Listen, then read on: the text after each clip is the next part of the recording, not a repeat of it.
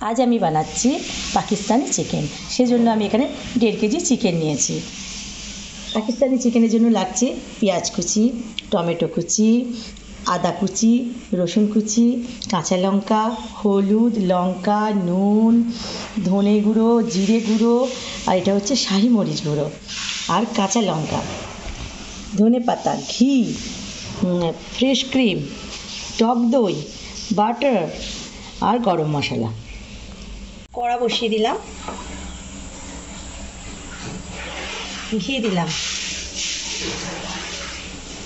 ঘিটা গরম হোক। রসুন কুচি দিয়ে দিলাম আর আদা কুচি। এবার আমি মাংসটা দিয়ে দিলাম।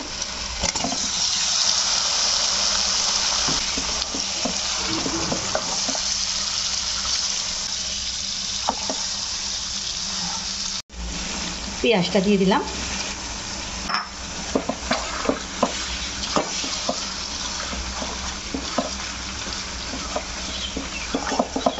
এবার দেব নুন।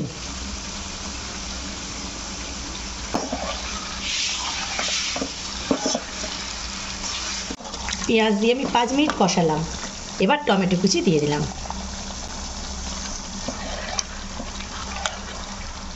টমেটো কুচি দিয়েও আমি 2 মিনিট কষাবো। 2 মিনিট পর হলুদ,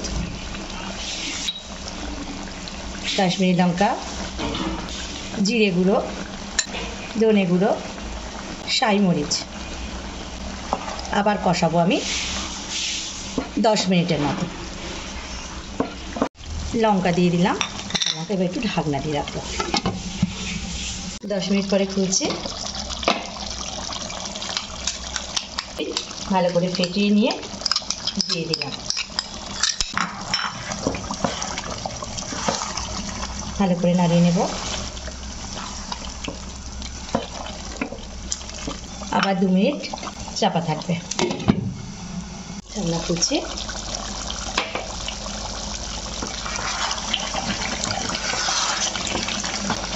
গরম মশলা, কাসুরি মেথি,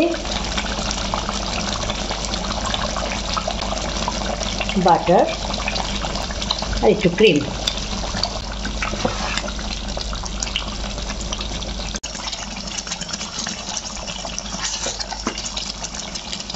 হয়ে গেছে আমার। তেল পুরো ছেড়ে দিয়েছে। একটু ধনে পাতা কুচি। চিকেনটা আমি তুলছি।